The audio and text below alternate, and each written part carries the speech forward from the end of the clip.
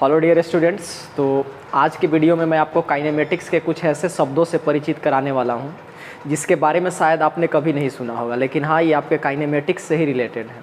Kinematics मतलब गति और विरामावस्था के बारे में आप फिजिक्स क्लास 11th में पढ़ते हैं या क्लास 9th में पढ़ते हैं।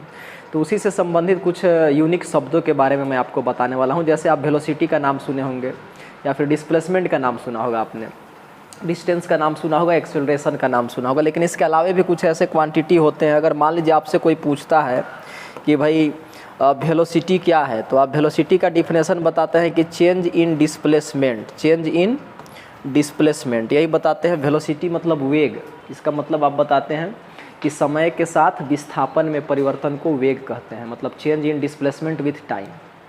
लेकिन अब समस्या आता है कि भाई तब फिर त्वरण किसको कहते हैं, एक्सेलरेशन किसको बोलते हैं। तो एक्सेलरेशन यानी त्वरण का मतलब होता है कि समय के साथ वेलोसिटी में चेंज, इसी को ना बोलते हैं, समय के साथ वेलोसिटी में चेंज को हम लोग एक्सेलरेशन बोलते हैं।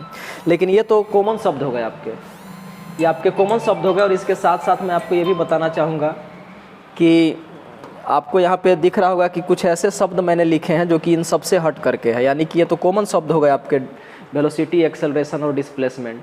लेकिन अब हम लोग आज एक्सेलरेशन से आगे समझेंगे। देखिएगा ध्यान से, अगर आपसे कोई पूछता है कि एक्सेलरेशन क्या है, साथ वेलोसिटी में चेंज, यानी कि change in velocity with time, इसी को एक्सेलरेशन बोलते हैं। लेकिन अगर आपसे कोई पूछ दिया जाए कि अगर टाइम के साथ एक्सेलरेशन में चेंज होने लगे तो उसे क्या बोलेंगे, क्या इसको भी कुछ बोलते हैं? तो इसका जवाब है कि हाँ, अगर समय के साथ त्वरण में चेंज होने लगे, समय के साथ एक्सेलरेशन में चेंज होने लगे तो इसको जर्क बोला जाता है। जी हाँ, आपने कभी नाम सुना नहीं होगा, लेकिन आज मैं आपको बता दे रहा हूँ कि अगर टाइम के साथ अगर एक्सेलरेशन में चेंज होने लगे, समय के साथ त्वरण में ही चेंज होने लगे तो इसको जर्क बोलते हैं। तो अब आपके मन में फिर सवाल आ रहा होगा कि अगर जर्क में भी चेंज होने लगे समय के साथ, तब इसको क्या बोलते हैं? तो याद रखिएगा, अगर टाइम के साथ जर्क में चेंज होने लगे तो इसको स्नैप बोला जाता है। जैसा कि आपको यहाँ पे स्क्रीन बोर्ड पे दिख रहा होगा, इसको बोलते हैं स्नैप। या फिर इसका एक और नाम है, एक और नाम क्या है इसका?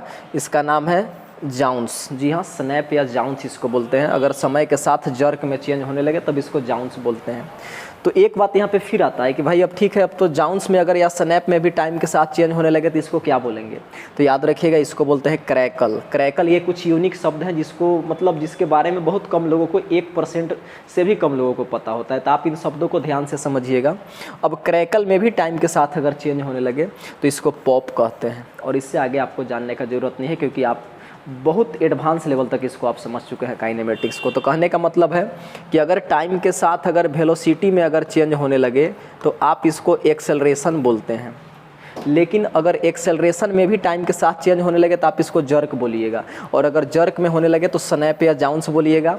और अगर स्नैप या जाउंस में भी टाइम के साथ चेंज होने लगे तो आप इसको क्रैकल बोलिएगा। अगर क्रैकल में चेंज होने लगे तो इसको आप क्या बोलिएगा? पॉप। तो मैं उम्मीद करता हूँ कि ये इन्फॉर्मेशन आपके लिए काफ़ी उपयोगी होगा।